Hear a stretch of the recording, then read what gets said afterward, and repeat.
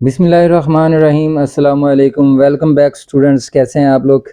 आज हम question number 5 कर रहे हैं एक्सरसाइज 3.3 का, और इसमें हम बहुत ही छोटी सी वीडियो बनी है। ये क्वेश्चन नंबर 5 और क्वेश्चन नंबर 6 पे मुश्तमिल है। ये बहुत आसान है। हम किस तरह से मैट्रिक्स इक्वेशन से लीनियर इक्वेशन बनाएंगे और फिर हम लीनियर इक्वेशन से मैट्रिक्स इक्वेशन बनाएंगे। तो क्वेश्चन नंबर 5 है, right these matrix equations into system of linear equations if possible.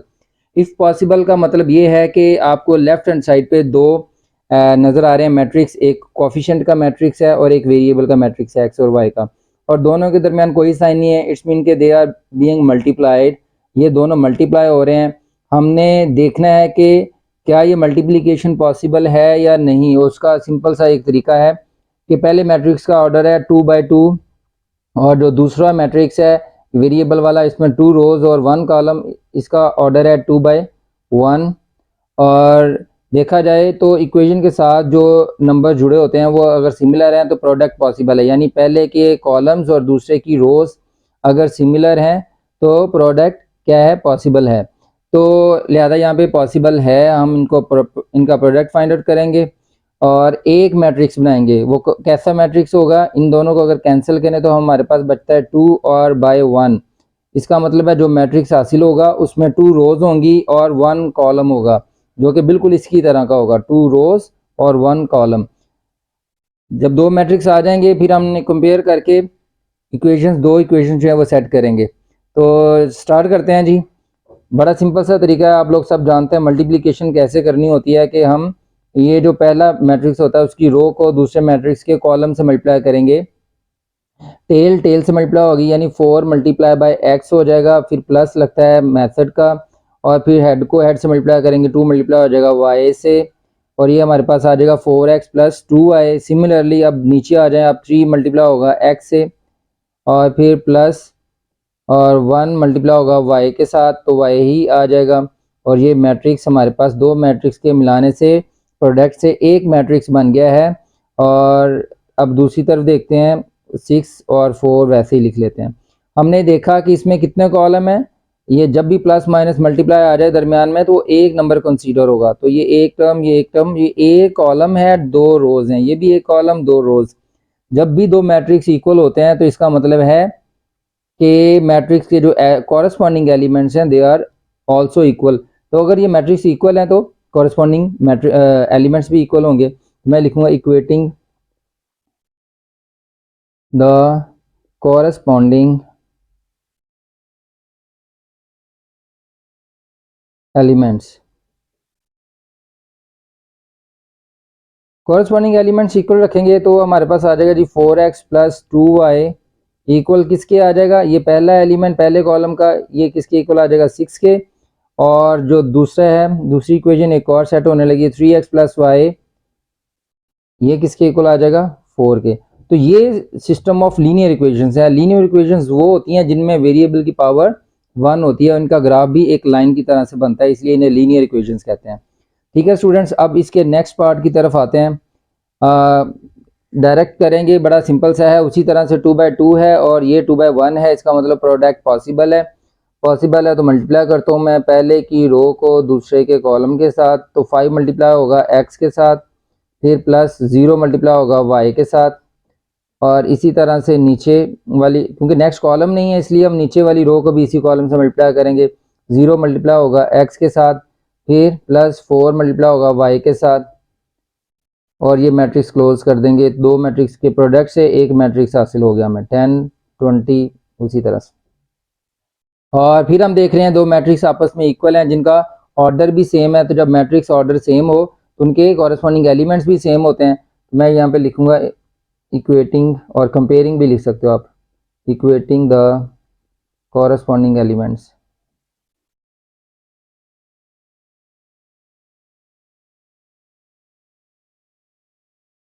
Okay, तो ये हमारे पास आ जाएगा जी 5x प्लस 0y इक्वल हो जाएगा 10 के, and 0x plus 4y equal हो जाएगा 20 के।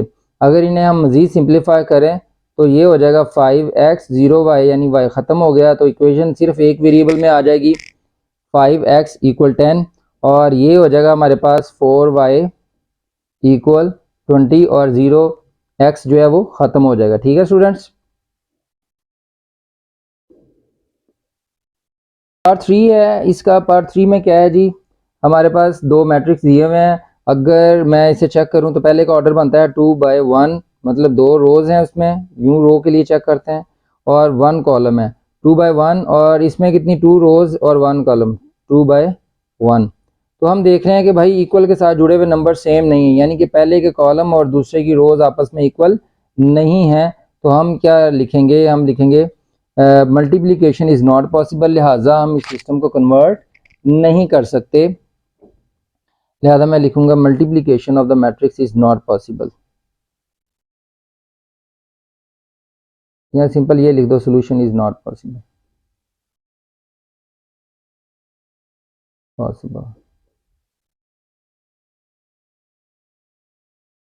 क्वेश्चन नंबर 5 का पार्ट 4 है और इसे भी हम इक्वेशन में कन्वर्ट करना चाहते हैं। मैट्रिक्स इक्वेशन से हम इससे लीनियर इक्वेशन बनाना चाहते हैं। तो सबसे पहले यही है कि पहले ये देखेंगे लेफ्ट साइड पर जो दो मैट्रिक्स दिए हुए हैं, क्या उनका प्रोडक्ट पॉसिबल है या नहीं।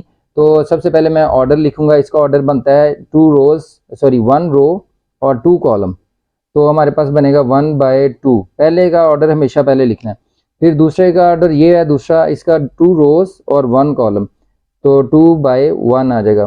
तो हम देख रहे हैं इक्वल के साथ जुड़े हुए नंबर जो हैं वो बिल्कुल सेम है, यानी पहले के कॉलम्स और दूसरे की रोज आपस में इक्वल हैं। अगर ये दोनों कैंसिल हो जाएं तो 1/1 आएगा, मतलब हमारे पास जो रिजल्टेंट मैट्रिक्स आएगा उसका ऑर्डर 1/1 होगा, जैसे कि इसका है। ये भी एक रो है और एक कॉलम है, तो लिहाजा मैं मल्टीप्लाई करूंगा इसे। तो x पहले की रो दूसरे के कॉलम से मल्टीप्लाई होता है, टेल टेल से मल्टीप्लाई होगा, x मल्टीप्लाई होगा 5 के साथ तो ये हो जाएगा 5x। फिर y मल्टीप्लाई होगा 3 के साथ, प्लस लगेगा और ये 3 और y मल्टीप्लाई होगा 3y, और ये मैट्रिक्स क्लोज, क्योंकि और कोई कॉलम भी नहीं है और कोई रो भी नहीं है पहले की। लिहाजा ये मल्टीप्लिकेशन हो गई, हमारे पास रिजल्टेंट मैट्रिक्स आ गया है। ये दो मैट्रिक्स से एक मैट्रिक्स बना जिसमें कितने कॉलम है, एक ही कॉलम है क्योंकि दरमियान में प्लस लगा हुआ है, और कितनी रोज हैं, एक ही रो है। तो ऑर्डर अगर सेम हो मैट्रिक्स का तो वो इक्वल हो, तो दूसरी जो शर्त होती है उनके कॉरेस्पॉन्डिंग मैट्रिक्स भी, एलिमेंट्स भी इक्वल होते हैं। तो मैं लिहाजा लिखूंगा, कंपेयरिंग भी लिख सकते हो और इक्वेटिंग भी लिख सकते हो, equating corresponding elements.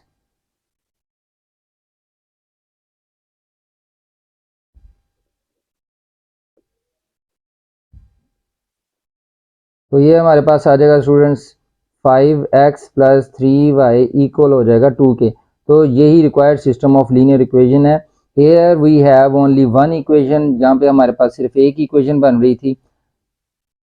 Question number 6 है और ये उसका अपोजिट है जो क्वेश्चन नंबर 5 का। उसमें था कि हम मैट्रिक्स इक्वेशन से हमने लीनियर इक्वेशन बनाई थी और यहाँ से हमने इन लीनियर इक्वेशन को वापस मैट्रिक्स फॉर्म में लिखना है। तो क्वेश्चन है right the system of the linear equations in matrix form. तो मैं यहाँ पर, बड़ा सिंपल सा है इसका तरीका, कि आपने पहली बात तो याद रखनी है कि कांस्टेंट टर्म्स ये जो होती हैं ये कांस्टेंट टर्म्स होती हैं जिनके साथ एक्स वाई नहीं नजर आ रहे होते। तो ये कांस्टेंट टर्म्स हैं, इन्हें इक्वेशन के दूसरी तरफ रखें। तरतीब आपने कर लेनी है, ऑर्डर कर लेना अपनी इक्वेशंस को। पहले एक्स के एलिमेंट्स दोनों में आ जाएंगे, फिर वाई के एलिमेंट्स आ जाएंगे, तो यूं कॉलम एक्स का बन जाएगा और फिर वाई का कॉलम बन जाएगा। हम सबसे पहले कोफिशिएंट का मैट्रिक्स बनाते हैं और उसके बाद वेरिएबल का मैट्रिक्स और उसके बाद इक्वेशन और ये कांस्टेंट टर्म्स का मैट्रिक्स। कांस्टेंट टर्म्स तो क्लियर हैं 2 और 4, ठीक है। वेरिएबल भी क्लियर हैं x और y।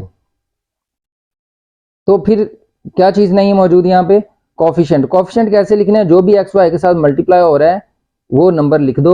और हमें पता है कि अगर किसी का कोई कोफिशिएंट नहीं है तो हमें पता है कि उसके साथ 1 मल्टीप्लाई हो रहा है। अगर किसी नंबर की कोई पावर ना हो तो वो पावर भी 1 होती है। तो यहाँ पर हर एक के साथ 1 मौजूद है। पॉजिटिव 1 लिखना जरूरी नहीं है, इसलिए मैं 1 लिख दूंगा। ये x की जगह पे 1 लिख दूंगा, इस y की जगह पे पॉजिटिव 1 लिख दूंगा, इस y की जगह पे मैं -1 लिखूंगा। पॉजिटिव साइन लगाना जरूरी नहीं, लेकिन नेगेटिव बहुत जरूरी है, इसके बगैर आपका क्वेश्चन गलत होगा, 100% गलत होगा। तो लिहाजा ये हमारे पास कोफिशिएंट मैट्रिक्स आ गया, ये वेरिएबल मैट्रिक्स आ गया, इक्वल इन कॉन्स्टेंट्स के आ जाएगा। तो देखें अगर इनको दोबारा हम मल्टीप्लाई करें तो हमारे पास उसी तरह से दोबारा इक्वेशंस बन सकती हैं जिस तरह से क्वेश्चन नंबर 5 में हमने बनाई है। तो ये एक ही स्टेप में करेंगे, ये कोई इतना लंबा चौड़ा काम नहीं है। मैं नहीं समझता हूँ इस तरह का क्वेश्चन कोई पेपर में आएगा, लेकिन ये समझ लेंगे क्वेश्चन नंबर 7 जो आगे आ रहा है जिसमें हमने क्रैमर रूल और इन्वर्जन मेथड इस्तेमाल करना है इक्वेशंस को कन्वर्ट करेंगे मैट्रिक्स फॉर्म में, ये वहाँ पर उसका पहला स्टेप है। उस क्वेश्चंस के अंदर जो सब पार्ट्स लिखे हुए हैं उनका ये पहला स्टेप है। तो लिहाजा बड़ा सिंपल सा है, हम इसे क्लोज करते हैं। अब इसके कोफिशिएंट पहले तरतीब चेक करनी है आपने, ऑर्डर चेक करें, ये ऑर्डर नहीं है सही, लिहाजा मैं दोबारा इन इक्वेशंस को लिखूंगा। ये है जी 2x + y = 90, constant term equation के दूसरी तरफ हो और एक जैसे वेरिएबल एक दूसरे के नीचे आए। ये माइनस का x यहाँ पे लिखूंगा, +5y इधर लिखूंगा, =10 आ जाएगा। ठीक है, अब हम इसे यहाँ पे कोफिशिएंट बनाएंगे। इसके x के लिखेंगे कोफिशिएंट, सबसे पहले 2 है, इसके साथ कोई नंबर नहीं है तो 1 है, लेकिन साइन माइनस का आएगा लाजमी। ये +1, ये +5, कोफिशिएंट मैट्रिक्स आ गया। नेक्स्ट मैट्रिक्स वेरिएबल का x और y यूज हो रहे हैं और नेक्स्ट कांस्टेंट का 10, 90 और 10 यूज हो रहे हैं। तो दिस इज आवर आंसर। अब ये इसमें देखें, इसमें हमारे पास पार्ट 3 में इक्वेशन, पहली इक्वेशन में x नहीं है, दूसरी इक्वेशन में y नहीं है, बट हमें कन्वर्ट करना है एक स्क्वायर मैट्रिक्स बनाने के लिए। तो लिहाजा मैं क्या करूंगा कि ऊपर इसको अगर मैं लिखूं अपनी तरफ से 0x + y = 3, तो ये चल सकता है। x यहाँ पे मैंने 0 लिख दिया, y वैसे ही आ जाएगा =3। और इस इक्वेशन को अगर थोड़ा सा और अपनी तरफ से मॉडिफाई करूं तो x की वैल्यू वैसे ही आ जाएगी, 1x है, जबकि इसमें y नहीं है तो y की जहाँ पे 0y लिखूंगा, इक्वल आ जाएगा 4 के। नाउ अब हम इसे क्या करेंगे, कोफिशिएंट मैट्रिक्स, वेरिएबल मैट्रिक्स और कांस्टेंट मैट्रिक्स फॉर्म में, यानी मैट्रिक्स इक्वेशन बनाएंगे इसकी। इसमें कोफिशिएंट 0 है, इसमें 1 है, इसमें y का 1 और दूसरा कॉलम y का होता है, चूंकि ये 0 आ जाएगा। मैट्रिक्स क्लोज करेंगे, variable matrix x y equal वैसे आ जाएगा और कांस्टेंट मैट्रिक्स 3 और 4। क्वेश्चन नंबर 6 का पार्ट 4 है और इसमें इक्वेशंस हमें थोड़ा सा फ्रैक्शन फॉर्म में नज़र आ रही हैं। हमारा काम वही है कि हम इन्हें ऑर्डर कर लें एक बार। मैं इसे दोबारा लिख रहा हूँ, 5/2x - 3y = 1। इसका x पहले लिखूंगा -4x, फिर y + 1/2y = 2 है। कांस्टेंट टर्म इक्वल के दूसरी तरफ हो और जो कॉलम है पहला x का बन रहा हो फिर y का बन रहा हो। Now I am going to transfer into the matrix form. तो क्या बनेगा, ये 5 2 -4 -3 और ये +1/2। नहीं स्टूडेंट्स, ये हमारे पास कोफिशिएंट आ गए। आगे वेरिएबल का मैट्रिक्स x y और ये आगे कांस्टेंट का मैट्रिक्स। अगर इन्हें मल्टीप्लाई करेंगे दोबारा हमारे पास वही सिस्टम आएगा। तो ये हमारी अच्छी खासी 4 क्वेश्चन देके इन्होंने प्रैक्टिस करवा दी है कि क्वेश्चन नंबर 7 में हमने किस तरह से इन्वर्जन और क्रैमर रूल से पहले इक्वेशंस का जो सिस्टम है वो कैसे कन्वर्ट करना है। तो स्टूडेंट नेक्स्ट वीडियो तक अल्लाह हाफिज़। और अगर आपको वीडियो अच्छी लगी है तो आप लाजमी से लाइक करें, दोस्तों के साथ शेयर करें और मेरे चैनल को सब्सक्राइब करें अगर अभी तक आपने सब्सक्राइब नहीं किया हुआ। और काइंडली आप अटैच रहने के लिए बेल आइकन को प्रेस करें ताकि नई वीडियोस का नोटिफिकेशन भी आपको मौसूल होता रहे। नई वीडियो तक अल्लाह हाफिज़।